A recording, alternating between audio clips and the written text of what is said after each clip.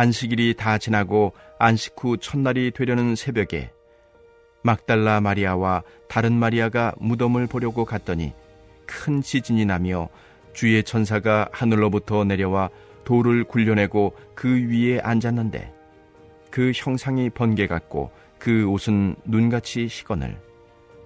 지키던 자들이 그를 무서워하여 떨며 죽은 사람과 같이 되었더라. 천사가 여자들에게 말하여 이르되 너희는 무서워하지 말라. 십자가에 못 박히신 예수를 너희가 찾는 줄을 내가 아노라. 그가 여기 계시지 않고 그가 말씀하시던 대로 살아나셨느니라. 와서 그가 누우셨던 곳을 보라. 또 빨리 가서 그의 제자들에게 이르되 그가 죽은 자 가운데서 살아나셨고 너희보다 먼저 갈릴리로 가시나니 거기서 너희가 배우리라 하라. 보라, 내가 너희에게 일렀느니라 하거늘. 그 여자들이 무서움과 큰 기쁨으로 빨리 무덤을 떠나 제자들에게 알리려고 다름질할세 예수께서 그들을 만나 이르시되 평안하냐 하시거늘. 여자들이 나아가 그 발을 붙잡고 경배하니 이에 예수께서 이르시되 무서워하지 말라. 가서 내 형제들에게 갈릴리로 가라 하라. 거기서 나를 보리라 하시니라. 여자들이 갈 때 경비병 중 몇이 성에 들어가 모든 된 일을 대제사장들에게 알리니 그들이 장로들과 함께 모여 의논하고 군인들에게 돈을 많이 주며 이르되 너희는 말하기를 그의 제자들이 밤에 와서 우리가 잘 때에 그를 도둑질하여 갔다 하라. 만일 이 말이 총독에게 들리면 우리가 권하여 너희로 근심하지 않게 하리라 하니 군인들이 돈을 받고 가르친 대로 하였으니 이 말이 오늘날까지 유대인 가운데 두루 퍼지니라. 하나님께서 사랑하시는 우리 안디옥 교회 성도님들 잘 주무셨습니까? 할렐루야! 우리 예수님께서 부활하셨습니다.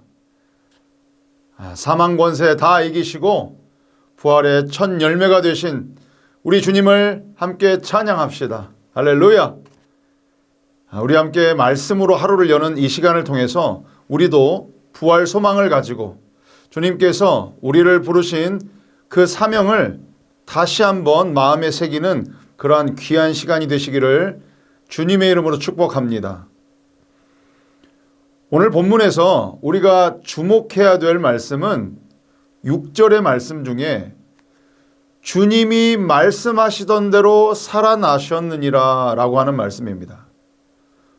주님은 약속의 하나님이시고 미쁘시고 신실하신 하나님이십니다. 말씀하시는 모든 것이 그대로 성취가 됩니다. 할렐루야. 그래서 우리는 우리에게 주신 그러한 약속의 말씀, 그 말씀을 붙들고 또 신뢰하고 온전히 믿고 순종하며 나아가야 되는 것입니다. 창세기에 기록된 그 하나님의 창조 사역 또한 말씀으로 다 창조하셨고 그 말씀하신 그대로 다 되니라 이런 표현들이 있습니다. 하나님의 말씀은 하나님의 때에 하나님께서 반드시 이루십니다. 구원에 대한 약속, 또 우리를 사랑하신다는 그 약속, 내가 너와 함께 하겠다는 그 말씀, 그리고 또 다른 한 가지 정말 두렵고 떨림으로 잊지 말고 깨어 있어야 되는 그 심판에 대한 약속, 그리고 다시 오시겠다라고 하는 그 약속, 그 말씀하신 그대로 다 이루실 주님을 우리는 기대하고 기도하고 기다려야 할 것입니다. 오늘 본문을 보니까 이 부활의 사건을 목격한 두 부류의 사람들이 나오는데요. 그 한 무리는 죽은 무덤을 보려고 갔다가 천사와 부활하신 예수님을 만난 두 명의 여인들입니다. 물론 다른 복음서에서는 세 명의 여인이라고 나오는 데도 있습니다. 또 한 다른 무리는 바로 그 무덤을 이렇게 지키고 있던 경비병들이었습니다. 이 두 무리는 똑같은 부활의 현장을 목격했지만 그 부활을 목격한 그 이후에 각자의 행동들이 너무 달라서 결과적으로는 서로 다른 길을 가게 됩니다. 여인들은 복음의 전달자가 되어서 사명의 길로 가게 됩니다. 그러나 경비병들은 거짓의 전달자가 되어서 사망의 길로 가게 되는 것입니다. 하나는 사명의 길, 하나는 사망의 길이었습니다. 바라기는 우리는 절대 이 어리석은 경비병들처럼 돈의 유혹과 어리석은 세상 판단과 기준에 속지 않기를 바랍니다. 경비병들은 대제사장과 장로들이 꾸며낸 대로 부활 사건을 왜곡합니다. 자신들이 경비를 서고 있다가 깜빡 잠이 들었을 때에 그 제자들이 밤에 몰래 와서 그 예수님의 시신을 도둑질해서 갔다고 그러한 소문을 냅니다. 이것은 명백한 가짜 뉴스이고 거짓의 전달자 노릇을 하고 있는 것입니다. 여러분, 거짓은 다 드러납니다. 거짓은 진실을 결코 이길 수가 없습니다.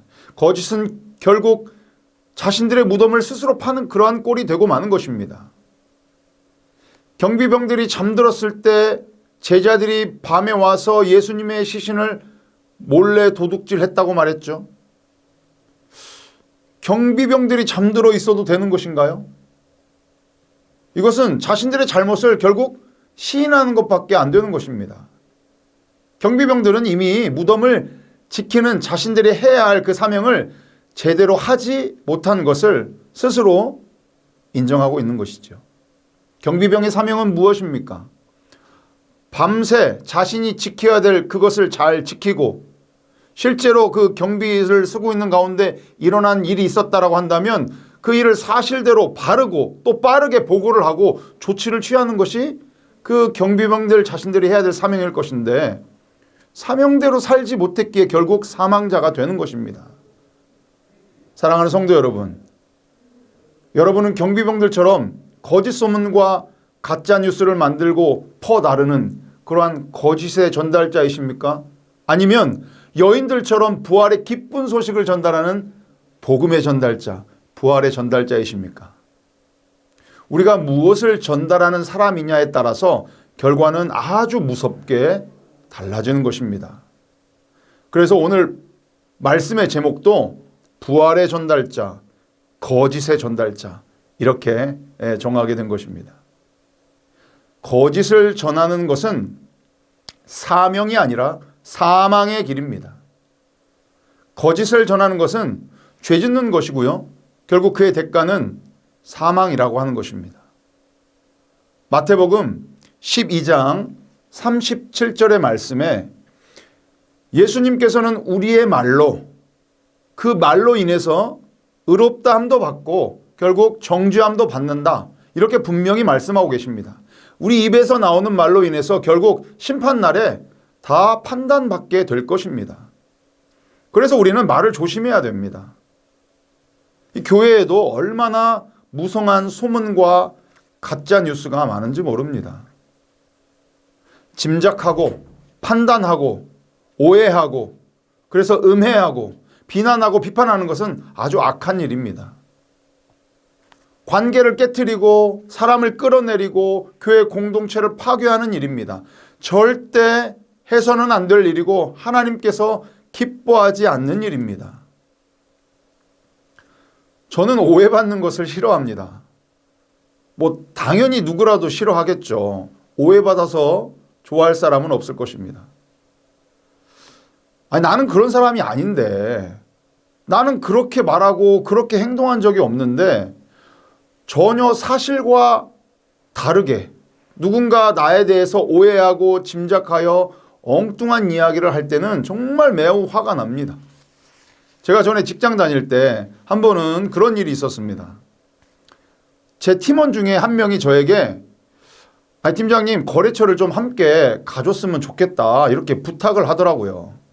근데 제 생각에는 무작정 그 부탁을 들어주는 것보다는 팀원들도 어차피 가르치고 배워야 할 테니까 그래서 제가 그 팀원에게 이렇게 얘기했어요.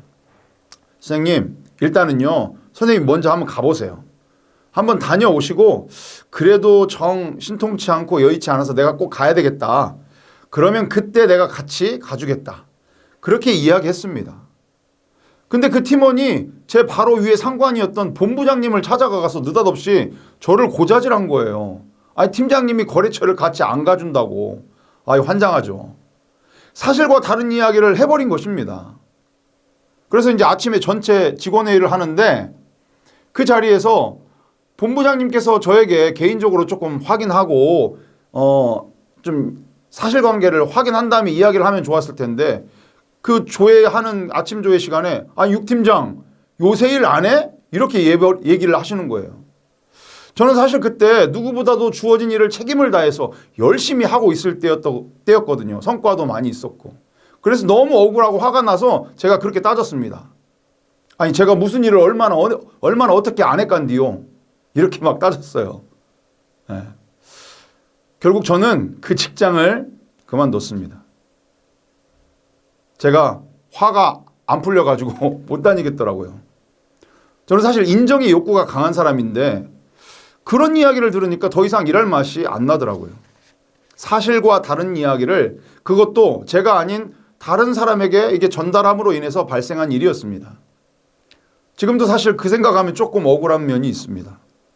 물론 팀장인 제가 팀원을 더 잘 챙기고 그리고 팀원과 더 신뢰관계를 쌓았어야 되는데 그렇지 못했던 그런 부족한 탓도 있었겠지만 사실과 다른 이야기를 왜곡해서 다른 사람에게 고자질하고 이간질하듯 말하는 것은 분명히 잘못된 것입니다. 우리의 말과 입술은 오직 하나님을 찬양하고 또 하나님께 기도하는데 그렇게 사용되고 또 긍정의 말과 사랑의 언어로 관계를 회복시키고 사람을 세워주고 그렇게 하는데 사용되어져야 될 것입니다. 아멘. 없는 말을 만들어내지 마시고요. 혹시라도 다른 누군가에게 확인되지 않은 소문을 들었을 때는 그냥 우리 함께 그분을 위해서 기도합시다. 이렇게 권면해드리고 절대 다른 사람에게 말을 옮기지 마시기 바랍니다. 예수님의 부활 사건을 목격한 또 다른 무리가 있었다고 말씀드렸죠. 바로 여인들이었습니다. 그 여인들은 가짜 뉴스를 퍼뜨린 경비병들과는 다르게 이 부활 소식을 전하라고 하는 사명을 받았습니다. 부활의 전달자가 된 것입니다. 오늘 본문의 말씀 7절과 8절의 말씀을 함께 읽어보도록 하겠습니다. 또 빨리 가서 그의 제자들에게 이르되 그가 죽은 자 가운데서 살아나셨고 너희보다 먼저 갈릴리로 가서 거기서 너희가 배우리라 하라. 그 여자들이 무서움과 큰 기쁨으로 빨리 무덤을 떠나 제자들에게 알리려고 다름질할세. 이 두 여인처럼 사명을 받은 자는 기쁜 마음도 있겠지만 그 사명에 대한 부담과 그 무게로 인해서 두려움도 있는 것입니다. 그러나 두려워하지 마십시오.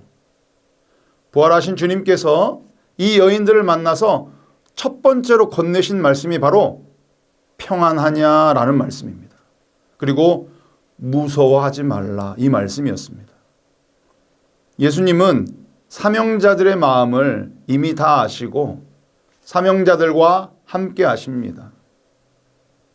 주님이 우리와 함께 하심으로 두려움은 사라지고 우리는 평안할 수 있는 것입니다.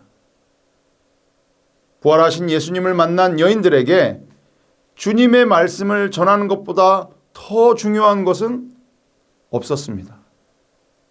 그래서 이 사명을 받은 이 여인들은 뒤도 돌아보지 않고 한 걸음에 제자들에게 달려갔을 것입니다. 우리 또한 복음의 전달자의 사명을 받은 사명자들입니다.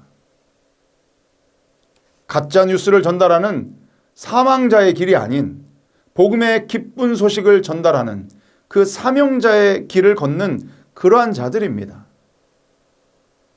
그 사명의 무게가 두렵기도 하겠죠.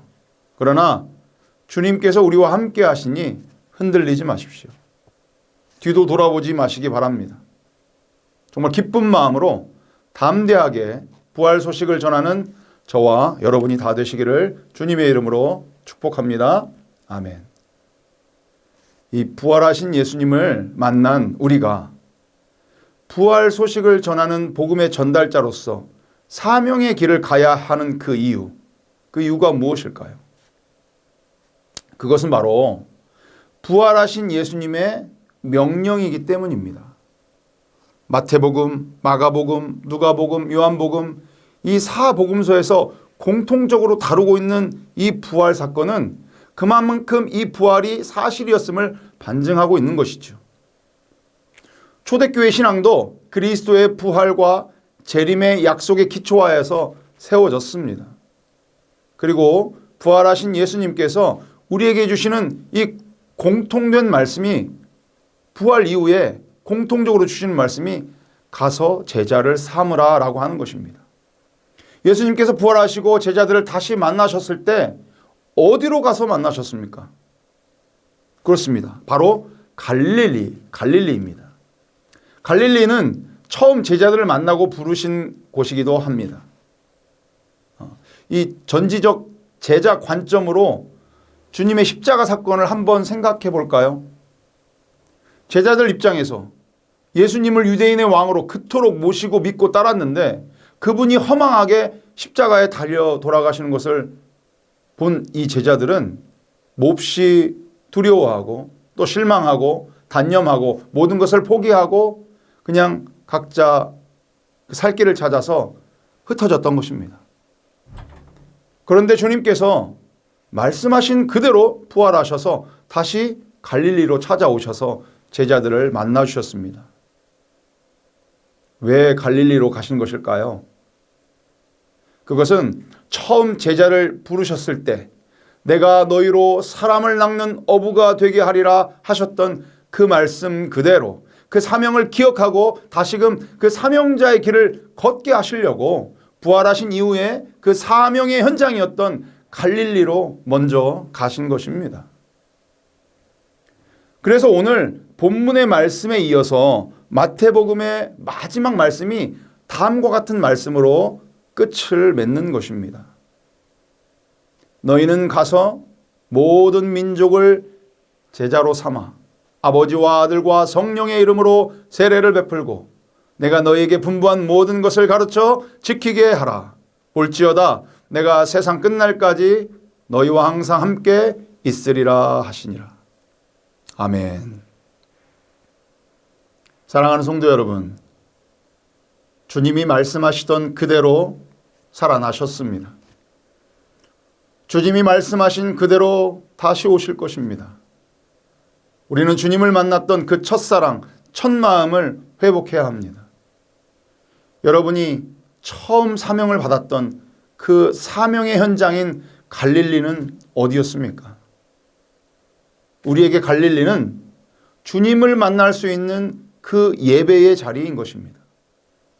부활하신 주님께서 우리에게 믿음을 주셨고 우리에게 부활 소망을 주셨으니까 우리가 비록 세상 가운데 살면서 때로는 지치고 힘들고 또 억울하고 포기하고 싶을 때가 있을지라도 우리의 갈릴리, 그 예배의 자리로 찾아오신 부활의 주님을 다시 만나고 또 그분이 마지막으로 당부하신 그 4대 선교의 비전과 사명을 이루기 위해서 우리는 목숨 다해서 최선을 다해야 될 것입니다.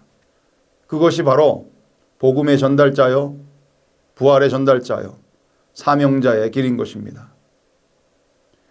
하나님께서 사랑하시는 우리 안디옥 교회 모든 성도님들의 모든 믿음의 여정 가운데 우리 주님께서 세상 끝날까지 함께 해주실 것입니다.